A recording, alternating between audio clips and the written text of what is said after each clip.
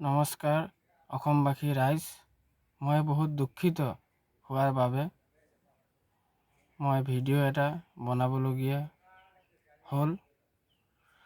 মোৰ ঘৰ লেকাই ঠাকুৰথান। আমাৰ তাত দাদা এজন আছে, তেখেতৰ নাম হয় আকবৰ খান। তেখেতে আপোনাৰ এই লেপেট কটা BCPL গেছ ক্ৰেকাৰত চাকৰি দিব বুলি কেইদিনমান ধৰি মানে আমাৰ ঘৰত তেখেত আহিয়ে থাকে।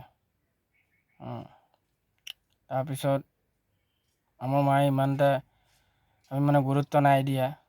তেখেত আহিয়ে থাকে কয় আপোনাৰ ল'ৰাৰ ভৱিষ্যতটো ভাল হৈ যাব, অমুক তমুক এইবিলাক কৈ থাকে। তাৰপিছত এনেকুৱাই মানে আহিয়ে থাকে। তাৰপৰা আমাৰ মাৰ পৰা টকা চাকৰি দিম বুলি টকা 20,000 টকা আমাৰ মাৰ পৰা লৈ গ'ল। তাৰপিছত 20,000 টকা লৈ যোৱাৰ পিছত আপোনাৰ 2 মাহ 3 মাহ 4 মাহ 5 মাহ এনেকুৱা গ'ল। তাৰপিছত আমি মানে খা খবৰটো ল'ব বিচাৰোঁ। তেখেতে খালি কয় যে হ'ব, হৈ আছে, এনেকুৱাবিলাক মানে খালি কৈ থাকে। তাৰপিছত এই কিবা গেছ ক্ৰেকাৰৰ এখন আপোনাৰ এপইণ্টমেণ্ট লেটাৰ নে কি মোক ক'লে আহিছে। মই ক'লোঁ চাওঁ দেখাওক। তাৰপিছত মই সেইখন ল'লোঁ, লৈ মেলি মানে মোৰ মনটো মনা নাই। তো মই দাদা এজনক মানে মই দেখালোঁ। সেই দাদাজনে ক'লে বোলে এইটো তোমাক কোনে দিছে? মই ক'লোঁ এনেকুৱা অমুক দাদা এজনে দিছে। এইটোতো তোমাৰ জালি কাগজ হয় বোলে, এইটো তোমাক যোনে দিছে তুমি যদি কেছ কৰি দিবা তেনেহ'লে বৰ বেয়া ফচন ফচিব বোলে। তো মই কথাটো তেখেতক ক'লোঁ। তেও মই ভাবিলোঁ যে ভাই ওচৰ চুবুৰীয়া মানুহৰ লগত ইমান আৰু হেৰি কৰি লাভ নাই। তো লাষ্টত গৈ মেলি মই তেখেতক ক'লোঁ যে এটা কাম কৰক, বাদ দিয়ক, মোৰ কাম চাম নালাগে, চাকৰি তাকৰি নালাগে, মোৰ পইচাটো বহুত কষ্টৰ পইচা হয়, আপুনি মোক পইচাটো ঘূৰাই দি দিয়ক। নাই তেখেতে মানে নাই হ'ব নহয় এনেকুৱা কৰোঁতে মানে আপোনাৰ 2 বছৰ হৈ গ'ল। তাৰপিছত মই ক'লোঁ এটা কাম কৰক, আপোনাৰ পইচা চইচা বিচাৰি থাকোঁ, কিন্তু এই খালি তাৰিখে তাৰিখ খালি তেখেতে কৈ থাকে। তাৰপিছত আপুনি যদি ফোন মাৰোঁ তো মোবাইলটো আপোনাৰ বিজি লগাই থৈ দিছে। তেখেতে যেতিয়া ফোন মাৰিব তেতিয়াহ'লে লাগে, কিন্তু মই ফোন মাৰিলে নালাগে।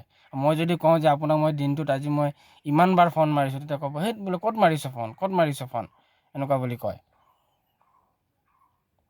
তাৰপিছত আপোনাৰ এইটো কি কয়, তাৰপিছত মই ক'লোঁ যে ঠিক আছে পইচাটো তেনেহ'লে দি দিয়ক, আৰু আমি আৰু হাই কাজিয়া ক'ব বিচৰা নাই। তাৰপিছত তেতিয়া তেখেতে আকৌ জবাব দিয়ে বোলে হেৰি কি কয়, তই মোক পইচাটো কেতিয়া দিছিলি? তোৰ পৰা মই পইচা কেতিয়া লৈছিলোঁ? তোৰ ওচৰত কি আছে প্ৰুফ? তাৰপিছত মই ক'লোঁ তেনেহ'লে ঠিক আছে, ইমান দিন আৰু ভাল কওঁতে আপুনিতো মনা নাই, তেনেহ'লে মই কেছ দি দিম। তেতিয়া তেখেতে মোক জবাব দিয়ে, এই আকবৰ খানে মোক জবাব দিয়ে বোলে হেৰি তই কেছ দিবি? দি দে বোলে। এইবিলাক মিলননগৰ থানা, এইবিলাক থানা পুলিচ চব বোলে হেৰি মোৰ হয় বোলে, মোক কোনো একো কৰিব নোৱাৰে। সেইটো কাৰণে অসমবাসী ৰাইজ, মই হাত জোৰ কৰি কিনি কৈছোঁ যাতে মোক ন্যায় বিচাৰ এটা কৰি দিয়ে যেন আপোনালোকে, আৰু যিমান পাৰে ভিডিঅ'টো আপোনালোকে শ্বেয়াৰ কৰি দিয়ে যেন, যাতে আমাৰ মাননীয় মুখ্যমন্ত্ৰী CM ছাৰেও যাতে চায় তেখেতে।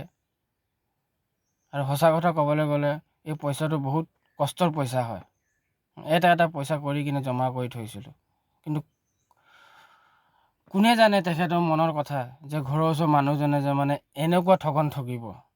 লাষ্টত গম পোৱা গৈছে তেখেত এটা মস্ত দালালেই হয়, বহুতৰ পৰা পইচা এনেকুৱা খাই থৈছে। মোৰ পৰা 20,000 আৰু কিমান এনেকুৱা মানুহৰ পৰা পইচা খাই মেলি থৈছে। সেইকাৰণে মানে মই উপায় নোহোৱা হৈ গ'লোঁ। সেইটো কাৰণে মানে মই বহুত দুখিত। সেইকাৰণে মানে মই ভিডিঅ'টো বনাবলগীয়া বাধ্য হ'লোঁ। সেইকাৰণে আপোনালোকে মোক সহায় কৰে যেন ৰাইজ, ইমানেই আৰু একো ক'বলগীয়া নাই। জয় আই অসম।